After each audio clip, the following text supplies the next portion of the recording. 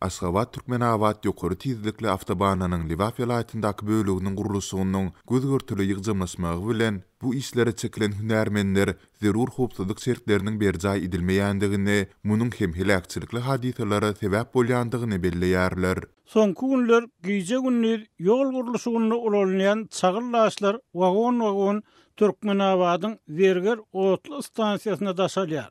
19 martda ýerden 30 wagondan ibaret şeýle bir otlynyň 5 wagony reýsden çykyp agdy. Adam ýetkileri ýok. Ýöne wagonlaryň käbiriniň tekerleri gopdy. Diýip ýerli hünärmenleriň biri geçen senbe saýat bolan wakalaryny 21 martda habarçymyza gurrun berdi. Ol bu ýagdaýlara wagonlary gözüňde tutulanyndan has köp çagyldaşynyň ýüklenmeginiň sebäp bolandygyny, seýle de mundan ozalky 3 güniň dowamında ýagan ýagyşlaryň hem reýsleriň asagynda oýuklary emele getirendigini aýtdy. Mundan başga söhbetdeşimiz köýtünde etrafyndan awtobanyň gurulşygy üçin gelýän wagonlaryň ensemetine gereginden artyk çagylyň ýüklenýändigini, emma bularyň beýlik otlulardan tapawutlykda hiç ýyly bökdünsiz we barlyksyz geçirilýändigini nyktady. Diňe bir wagonlar däl.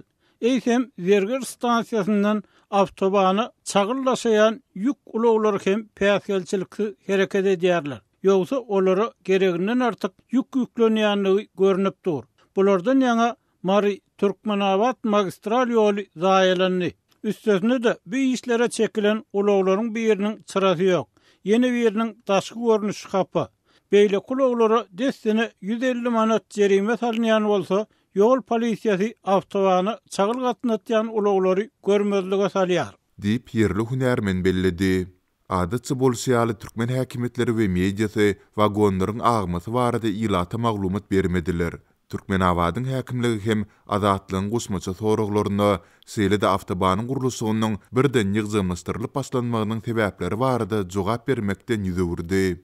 Ýokary tizlikli ýoluň gurulşygy 2019-njy ýylda başlap, ony 2023-njy ýylda tamamlamak gözüňde tutulupdy.